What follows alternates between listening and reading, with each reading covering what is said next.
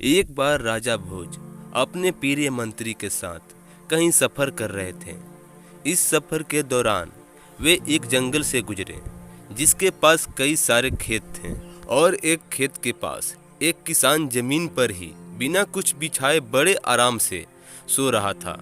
उस किसान को इतनी शांति से सोते हुए देखकर राजा भोज बड़े आश्चर्यचकित हुए और वहीं ठहरकर उस किसान को ध्यान से देखने लगे। राजा को इस तरह शांत देख मंत्री ने राजा से पूछा, महाराज क्या हुआ? राजा ने मंत्री से कहा, मुझे एक बात समझ में नहीं आई।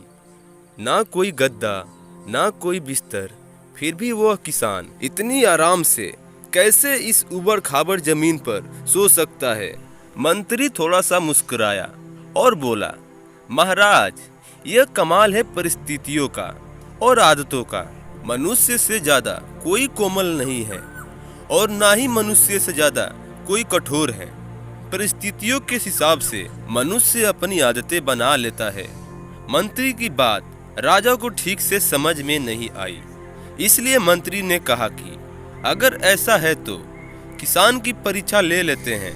विचार विमर्श करने के बाद राजा और मंत्री उस किसान को राजमहल में ले गए। राजमहल में किसान को वही ऐसो आराम, खाना पीना और सोने का बिस्तर दिया गया जिस पर राजा सोता था। थोड़े ही दिनों में किसान की आदतें पूरी तरह से बदल गई और वह उसी राजसी ठाट बाट आदी हो गया। आखिरकार उसके परीक्षा का दिन भी आ गया। मंत्री ने उसके सोने के बिस्तर में कुछ सूखे पत्ते और तीन के चुपके से डाल दिए।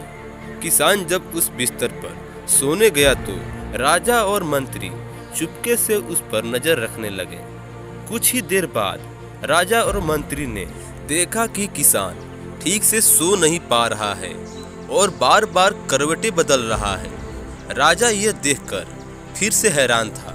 मंत्री ने राजा से कहा, देखिए महाराज, मैं यही आपको समझाना चाहता था कि जो किसान पहले मिट्टी कंकड़ पर बड़े आराम से सो जाया करता था, अब उसकी आदतें बदलने के बाद उससे सूखे पत्ते और तिनके भी सोने नहीं दे रहे हैं। कहानी की सीख।